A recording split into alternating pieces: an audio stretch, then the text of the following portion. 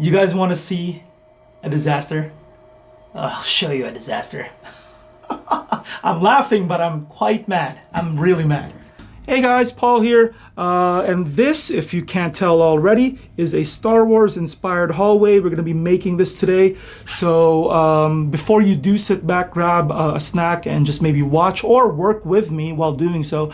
Basically, I'm just going to be doing a build today. In the next video, we will be painting this, maybe adding a little bit more Greebles here and there, just to add, you know, to the Star Wars aesthetic. I'm feeling a little Star Warsy because I just finished Andor Season 2. Go watch Andor, and earlier this month was Revenge of the Sith, the 20th anniversary re-release, so it's just fitting for May. All right, so yeah, this is going to be that video. There's going to be some holes there for light piping and maybe LEDs in the future, but for now, just building it, and we'll see how it goes. Okay, so because I'm making a diorama, I figured I should reuse this AK terrain piece, which is very easily sculptable, and all I really need is a knife. And in conjunction, I'm going to be combining it with a bunch of evergreen things. So this is the 9010, very thin.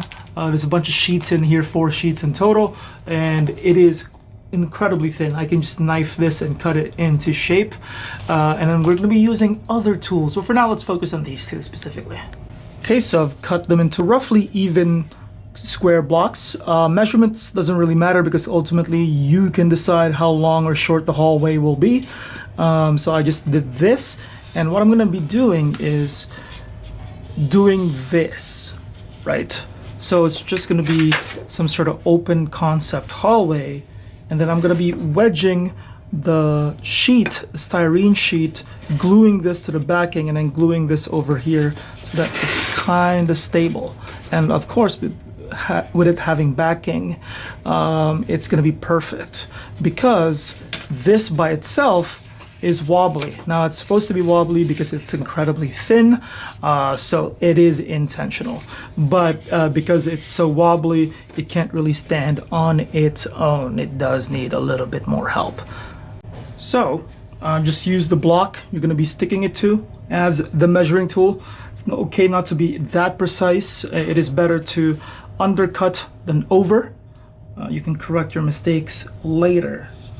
So just do that with your knife. And just be careful with knives, okay? So now we have our 2 pieces. What we're going to be doing is cutting a sufficient hole in the back here, so pretty big. My initial idea was to trace with this on top with the pattern that's coming up, but you'll have to go through this piece plus the backing, which wouldn't be economical. It would be too slow. Instead, I'm just gonna carve a big hole right here, and then leaving the other place untouched. But with the hole, it's going to be, you know, easier because all I have to do is carve through this thin piece right here, not 2 pieces right here. So here we go. Perfect. I did kind of have a breakage right here because I had quite a few millimeters to get through.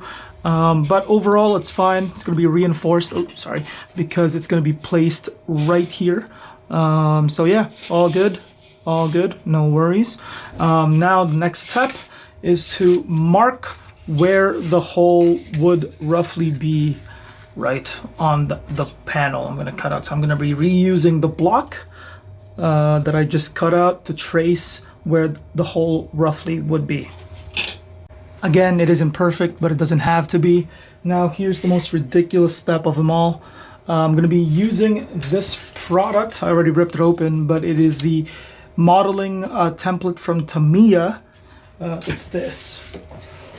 I already snipped off one, but this thing. And you can already kind of see it taking form, and I haven't even painted anything.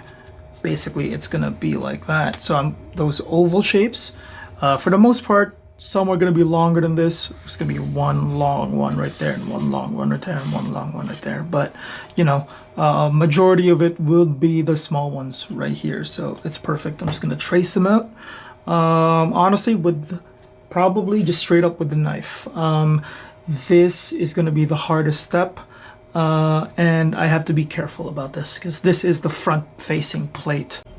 So here we go. It's been traced out. Now let's get to carving. This is the most difficult spot, as I've already mentioned. And yeah, this is gonna be, it's gonna take a long time. It's gonna take, so be careful with the spot right here. If you're nervous, please ask an adult or just anyone better with a knife than you. Oh boy, this is gonna take a long time. And honestly, call me stupid, I can't think of a better way to do this.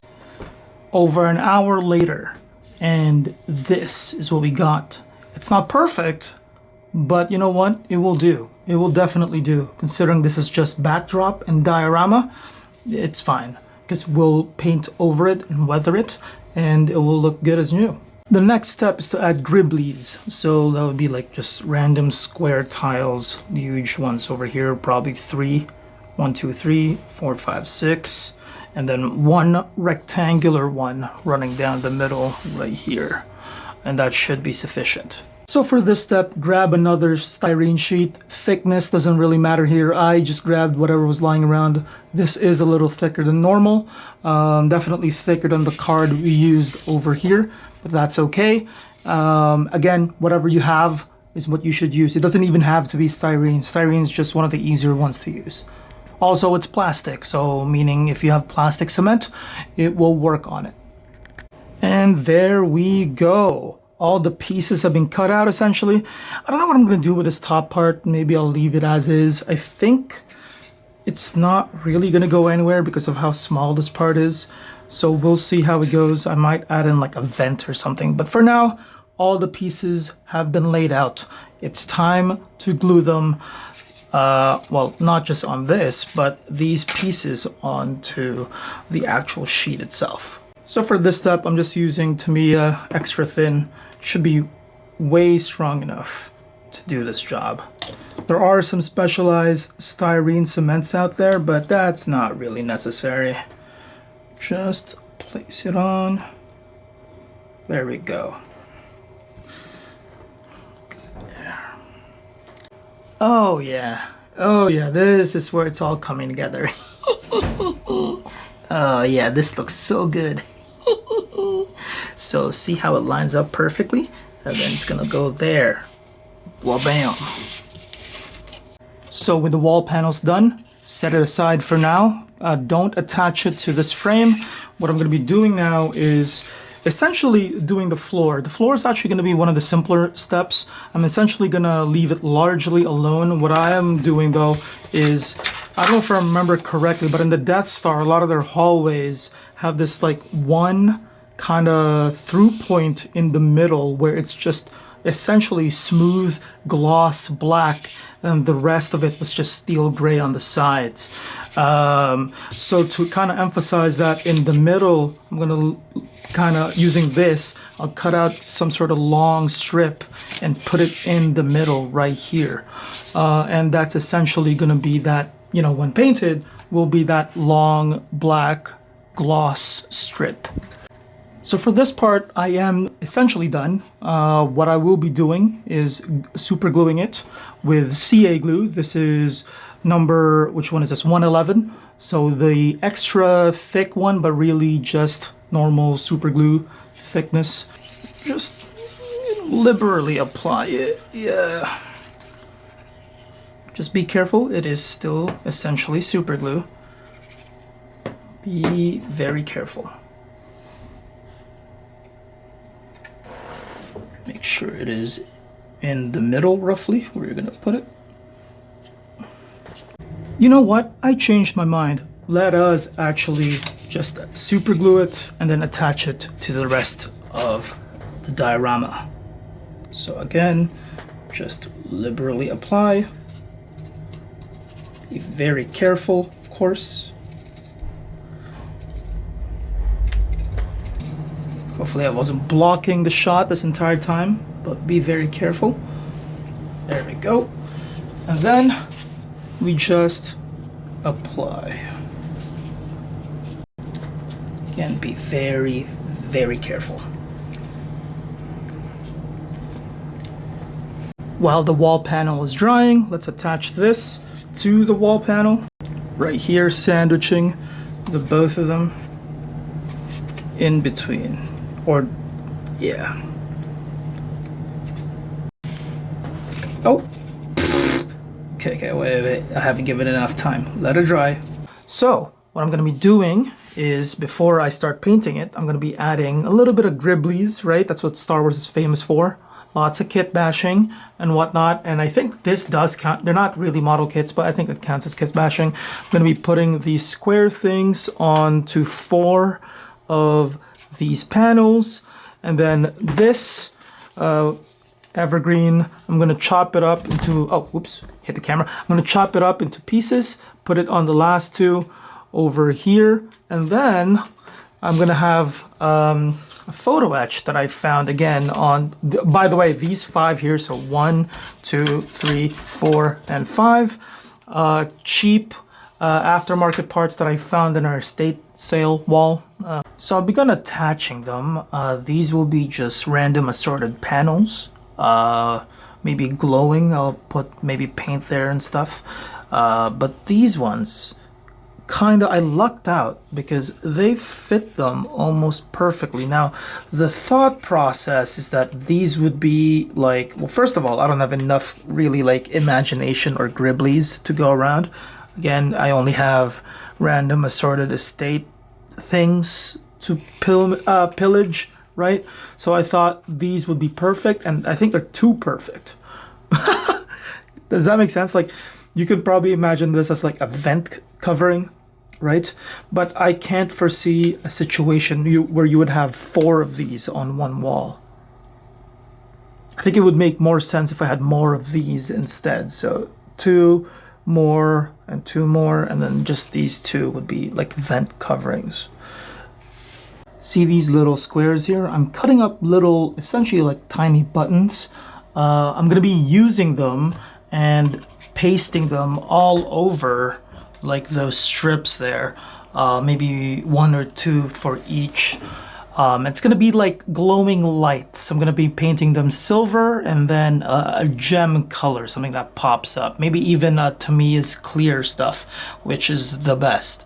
So I will be priming this hallway with Vallejo Black primer, and black again is the best when it comes to painting what is essentially largely metallic surfaces. So that's what this will be.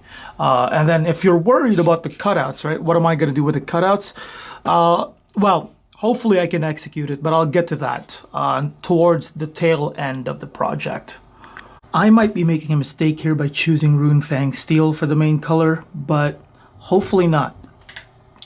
That is going to be the main color. And then for the brush, just grab any sort of brush that you have that is wide or wider. I'm just using number 3 Tamiya modeling brush. And here we go. Oh no, maybe it's too stark? No, Paul, don't back out now. Don't back out now. Commit. It's okay, you got this. I'm so scared. Okay, Paul, commit to this. You got this. And I'm just not applying any sort of technique to this. It is the first layer after all good. This is the very first coat and it's looking nasty so far. Maybe I should have just primed this with metallic acrylic spray primer instead and then painted on the black on the floor. Because, this is rough, because, you know, despite the primer, I forget how smooth styrene is. And the photo etch parts are also really smooth, and it's bumpy. Honestly, I should have just sprayed on metallic spray primer. Would have saved me a lot of time, but I wanted it to shine, so give black primer its due. It is very shiny. It's only the first coat as well, so maybe it gets better from here. I just had a thought. Maybe I made a mistake. I was browsing Google Images and I noticed that a lot of Star Wars Imperial hallways specifically are either very metallic dark blue to just very reflective black.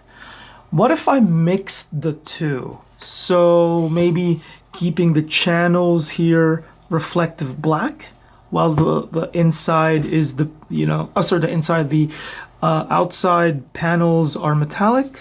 Or maybe I reverse it. The outside panels are the reflective black. The inside channels are dark blue metallic. Oh man. While the hallway is drying, we're going to be using Corvus Black. This will be majority of the black on the hallway, and we will be using it on the hallway itself. We will clean up any edges that have been hit with the metallic stuff. So for that, I'll use a precise brush, but for the middle, I'll just use the brush that I've been using. I am now in full panic mode. Pardon the voice crack there. Yeah, because on the one hand, the look of the walls themselves looks very Star Wars, undeniable. Unfortunately, the black, Corvus Black, which is an off black, so very dark gray, is growing on me. And I may just straight up decide to paint majority of this wall into Corvus Black. But I will try to salvage it first, I think, before I commit to anything. So what I will do is I will apply a black wash throughout this entire wall. I want to see what it looks weathered down, all right? And I will decide from there, because this is just two thin coats of Rune Fang Steel. Rune Fang Steel, and I want to see how it looks. So for this one, we will be using Glaze Medium in conjunction with Abaddon Black. Now, instead of using Nuln Oil or any of the standard acrylic washes, we will be using Abaddon Black thinned out with Glaze Medium, which helps it out, comparatively to water, because Abaddon Black has a lot more pigmentation. Though, again, feel free to use just your normal black wash if you are following along. I just prefer this method. It is more expensive, though, this method, undoubtedly. Anyway, this was it. Do or die, I think, for this thing. Please.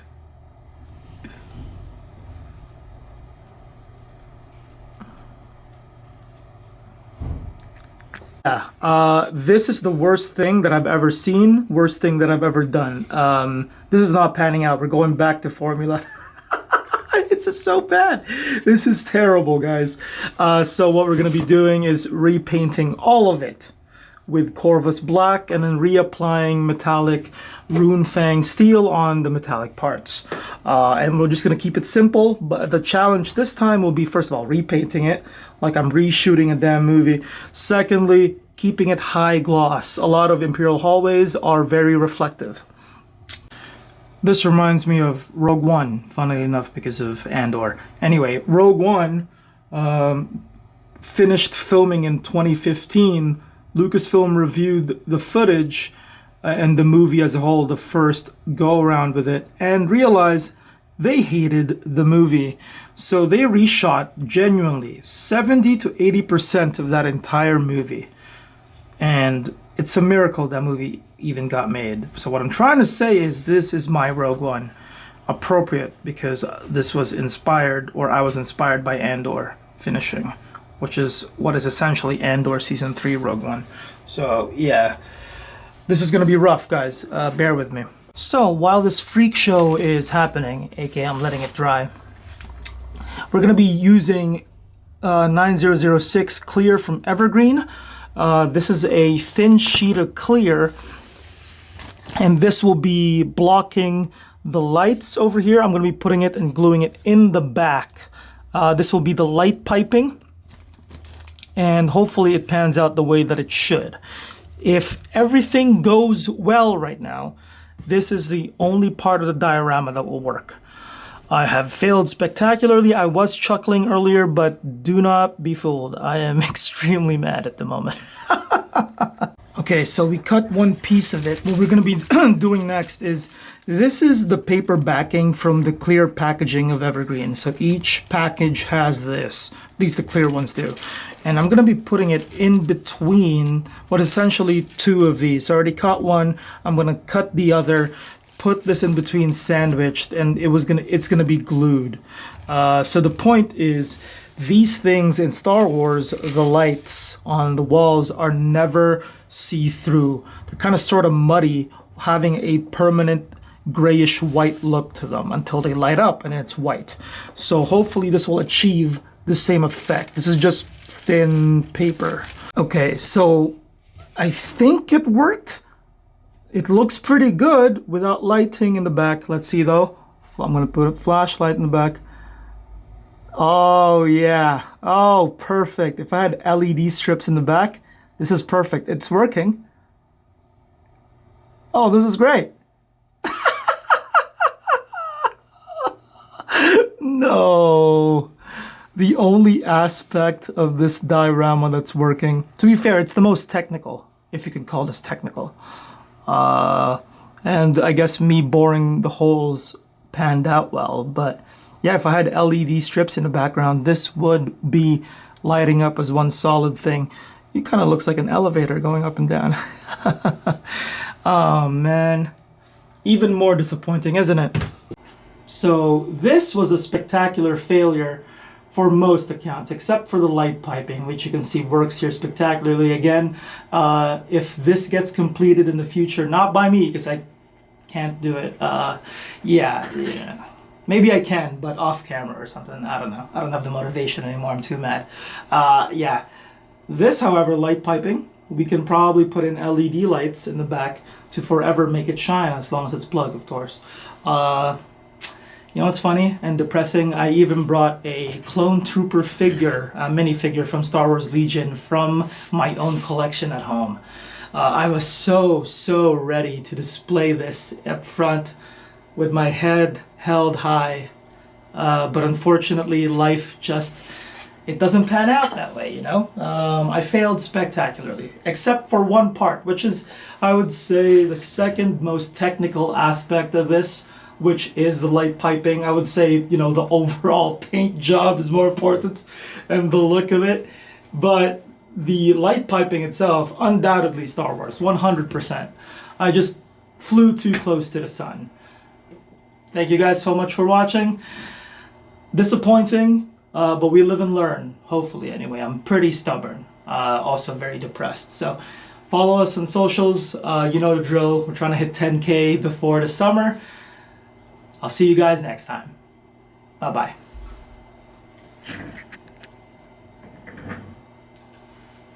Oh, even the outro failed.